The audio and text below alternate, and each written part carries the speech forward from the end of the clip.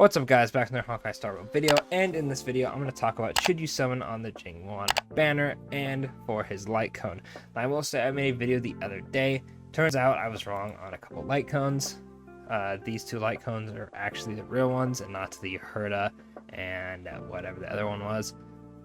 The video still applies, they're still not super crazy, but the March 7th one is, better than what the other banner had, but still nothing too crazy, but we'll get to that. So this is Jing Yuan's banner. Very, very good. I think for newer players, this is definitely the banner to summon on, even if you're not going for Jing himself. Su Shang, March 7th, and Jing Yun are extremely good. I feel like the main prize of this banner is Jing Yun. Most people want dupes in her. I believe 1, 2, and 4 are the correct ones. And then for Su Shang, her first dupe is extremely powerful. So definitely a huge W for the 4 stars. This will probably be the best banner going forward, unless they drop like the most absurd 4-star that's just insanely busted. And then at that point, it's like, okay, well, it doesn't really matter what the other 2 4-stars are. That 1 4-star is just so good, you summon it regardless. But since we obviously don't know anything officially, I'm not going to say anything, and just don't know. So let's talk about the boy himself, which is Jing Yun. I'll have a link to Star Rail Station in the description, so if you want to check it out. But let's talk about what he does. So, of course, like every other character under the sun, basic attack is just doing damage. His skill, he deals lightning damage equal to 50% of his attack to all enemies, increases lightning lord's hits per action by 2. His ultimate deals lightning damage 120 of his attack to all enemies, increases lightning lord's actions by 3. So you're thinking, Jing Yun sucks. What? That's where it gets a little tricky. So Jing Yun technically himself doesn't really do much. However, when you look at his talent, you'll see why he's so broken. Summons Lightning Lord at the start of the battle. Lightning Lord has 60 base speed and 3 base hits per action. When the Lightning Lord takes action, his hits are considered as follow-up attacks, with each hit dealing lightning damage equal to 33% of Jing Yuan's attack to a single enemy. And enemies English is a little difficult, sorry. Adjacent to it also receive lightning damage equal to 25% of the damage dealt to the target enemy. Lightning Lord's hits per action can reach a max of 10. Every time Lightning Lord hits per action increases by 1, its speed is increased by 10. After the Lightning Lord action ends, his speed and hits per action return to their base values. When Jin Yun is knocked out, Lightning Lord will disappear. When affected by CC, the Lightning Lord is unable to take action. This is the only thing that really nerfs him. If you are CC'd, Lightning Lord is not going to be doing anything. But as you can see, very, very busted. Hits per action increasing his speed by 10%. Oh, sorry, not 10%, 10 is kind of crazy considering all of his skills. You'd easily get him to 10. It's 100 speed. He'll be going crazy. The only downside is, of course, the CC, making the Lightning Lord not attack. And then his technique is after using a technique at the start of the next battle, Lightning Lord's hits per action in the first turn increases by 3. So, in hindsight, he doesn't do anything besides lightning AoE, right? But you're thinking, okay, well, he is not going to contribute much to the team. However, the DPS he outputs is just so good. It really doesn't matter, honestly. Unless they just nerf his stats into the sun or whatever, or sun, that's not the greatest analogy. Nerf him into the ground. There we go. Sorry.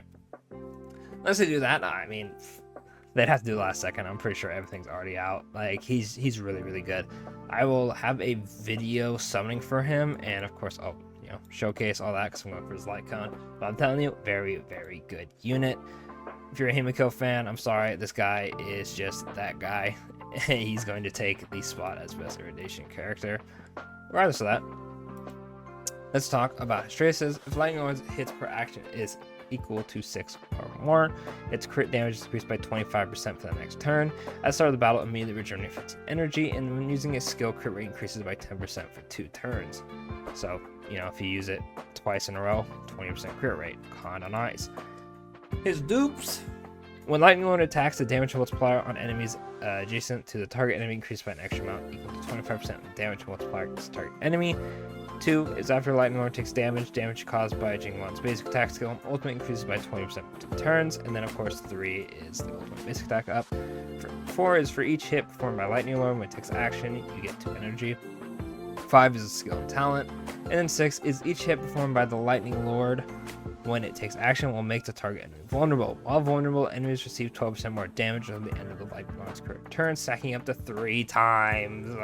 I could have just not put the stacking part, no, so it would have been good. Very, very nice character. Obviously, I'm not going to chase dupes, but if you see an E6 friend, add them. He will just destroy everything. But regardless of that, let's talk about the other characters. So, whoops, back to here. Those characters are Su Shang, March 7th, and Jing Yuan. Jing Yuan is extremely good. We'll go over pretty briefly, so the video's not too long. Pretty much, what you do is you use her E, her skill. She grants a single ally with benediction to increase their attack by 25%, up to 50% of Jing Yuan's current attack. When they attack, they deal additional lightning damage equal to 20% of the ally's attack. Lasts for 3 turns, only effective for the most recent recovery of Jing Yun's skill, and then regenerates 50 energy for a single ally. Increases target save for 20% for 2 turns on her ultimate. You get the gist. She literally just buffs, makes you do more damage. You know, her talent. When enemies attack with Jing Yun, the ally with benediction immediately deals additional lightning damage equal to 30% of the ally's attack to the same enemy. Very, very good support character. Main reason you're going to want her is because her dupe 1 is after using their ultimate, the ally with benediction gets 20% increase to speed. Second dupe's ally with benediction regenerates 5 energy up to defeating an enemy, and then damage multiplier is increased by 20, and then the last one's ultimate generates 10 more energy for the target ally. Pretty much just makes her a uber good support. Then we have Su Shang. Su Shang, I use her, very nice character. Pretty straightforward. Her whole gimmick is when you use her skill, if the enemy is weakness broken, it'll do additional damage. You have a chance of only 33% to trigger normally, so you want to weakness break them. And then her ult allows her to gain 100% action forward. Pretty much you would attack with her, ult, attack again. Very, very strong. And then she gains like weakness broken on the field. Her speed increases. With her first dupe, she gets a skill point if she attacks a weakness broken enemy with her skill, pretty much making it free. That's why it's such a big deal. The rest of them are pretty good, but it's not anything as crazy as constantly getting a skill point for free. So that's why she's really good. And then the last one is March 7th. As you know, her whole gimmick is shielding an ally and giving them a slight taunt. Then of course, she has her freeze ultimate, and then if a shield allies attack, she counters. Very nice. And then her dupes, when she freezes a target, she gets energy. Upon entry battle, grants a shield equal to 4% of March 7th's defense. So you just get a shield off grip.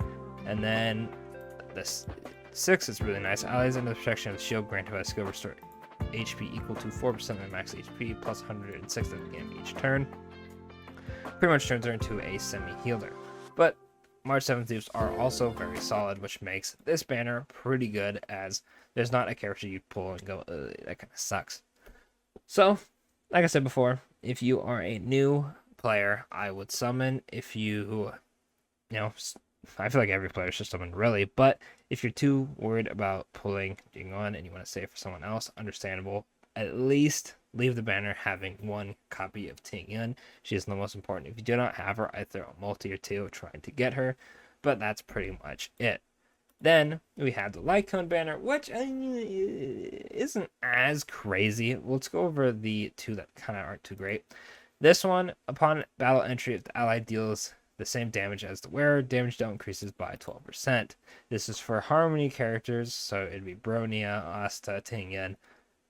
Not that great. The only one you ever use this on is Asta, but still, it's just not good. Don't use it. Then we have the Hunt one, which is increases wearer's attack by 60%. If there are 2 or 3 enemies in the field, increase wearer's crit rate by 12.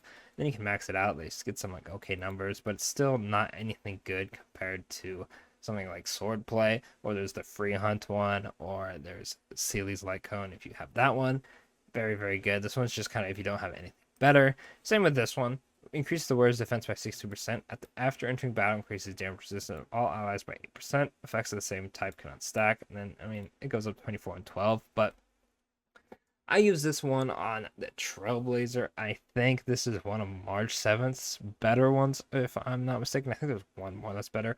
But Still, not anything crazy. This is probably the best one on the banner. So if you do pull a 4-star, hopefully it's this one because you probably find some use for it. But still, nothing insanely broken, such as like, getting sword play or whatnot. However, this is where it changes. His light cone is increases the wearer's crit damage by 36%, increases the wearer's skill and ultimate damage by 18%. After the wearer uses the skill, you gain a buff called Summus Corpus, and upon triggering a follow-up attack, you use that buff, and the follow-up attack does 48% more damage. The buffs go from 60 crit damage to 30 more damage from skill and ultimate, and then 80 on the follow-up attack. Obviously, you'd be pretty crazy to get the light cone 5, not gonna lie. But, if you're a whale, you'll probably do that. But still at level 1, or, no dupes in your light cone. Very, very nice. This is actually Himiko's best light cone, as she gets a lot of boosts from the crit damage, skill and ultimate damage, and then, of course, when Himiko gets, 3 stacks from weakness break, she will then do a follow-up attack, which she can then use her Summus Corpus. Pretty nice. So if you're Himiko main, you're probably going to want to grab this. If you aren't, and you have Jing Yun, you probably want to grab this. If you don't have either of them, you probably aren't going to summon for this. There's really no point. But for those two characters, this light cone is insanely, insanely good. However, the banner isn't too crazy. It's really only the March 7th light cone right here. Regardless of that, still, Before Dawn is extremely broken. Not saying there won't be anything better later on, but for right now, of course, when new light cones come out, they're always going to be the most broken one. But this one is generally just very, very good. Now, if you summon on this, personally, if you don't have Himiko or plan to summon on Jing Yuan, I probably wouldn't even bother summoning on this. It's literally just only the 2 characters. Try not to chase 4-star light cones, especially these ones. If it's like the best light cone or you need it for a certain character, go ahead, but none of these are perfect for their characters. It's really just Himiko or Jin Yun for this one. But other than that, that'll pretty much be it. Best of luck on your summons on the banner. I will have a summoning video when the banner goes live. And best of luck. You have, I believe, when this video goes up, probably like 8 hours and then a day. So a day and 8 hours. Pretty much one day. I know a lot of people aren't going to view this the second it goes out, so I'll probably just say 1 day-ish just to be safe. So, best of luck. Good luck if you're still going for Zelia or her light cone, or wherever you may be summoning on before this banner drops. And, of course, don't forget to like and subscribe for more Honkai Star Wars content, and I'll catch y'all in the next video. Thanks for watching.